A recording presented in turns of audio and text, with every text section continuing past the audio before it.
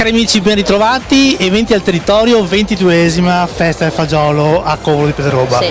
Emanuela Tesser, la presidente del Proloco.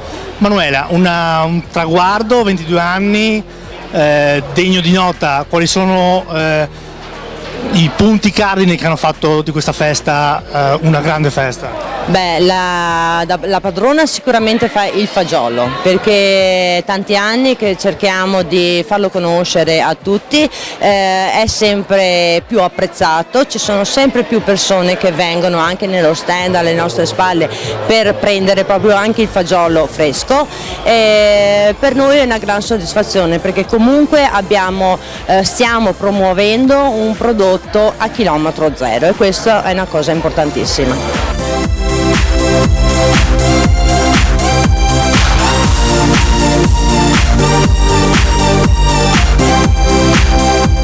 Manuela, l'ultima domanda, abbiamo visto del volantino, 3 weekend ricchi, musica, manifestazioni, cibo, tutto questo naturalmente solo il direttivo non sarebbe capace di fare, un gruppo di volontari da ringraziare. Beh, sicuramente in primis il gruppo della Proloco, il consiglio della Proloco, però non dimentico assolutamente il resto, chi contorna il consiglio della Proloco, i volontari della Proloco, che sono tantissimi, perché parliamo di 80 persone, senza di loro non faremo niente. Un grazie a tutti i volontari della Proloco.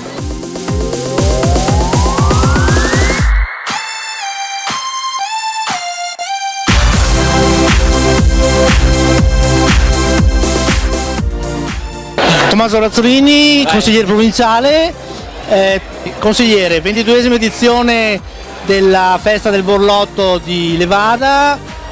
Un altro prodotto che va a annoverarsi ai tanti che coprono questa nostra provincia. Ma sicuramente sì, la provincia di Treviso è una provincia eccellente per i suoi prodotti agricoli, enogastronomici, per le sue tipicità, e questa sera siamo qui a Levada, appunto nel comune di Pederobba, in occasione anche della presentazione della centenaria, il Trail del Front, appunto, che domani percorrerà parte del comune di Valdobbiadene e gran parte anche di quello di Pederobba, proprio per ripercorrere i scenari della Grande Guerra. Siamo qui appunto per valorizzare il nostro prodotto, un prodotto importante insieme a tantissimi altri che la provincia di Treviso sa offrire, magari è un po' meno conosciuto rispetto al Prosecco superiore o rispetto ad altri, però è sicuramente importante. Ecco. Chi viene qua magari perché viene a vedersi le colline o domani a correre, ci saranno persone sicuramente dalla Toscana, dalla Liguria, proprio perché vogliono provare a percorrere gli scenari della Grande Guerra, dove 100 anni fa erano lì che i ragazzi anche del 99 che combattevano, tutti i fanti che poi hanno perso la vita, sono qui poi e scopriranno dei prodotti, e qua si vedono anche alle nostre spalle, eccezionali, ecco. Quindi magari prodotti che non sono così tanto conosciuti, ma che sono sicuramente di ottima qualità e di eccellenza, e questo è un orgoglio per la nostra provincia di Treviso.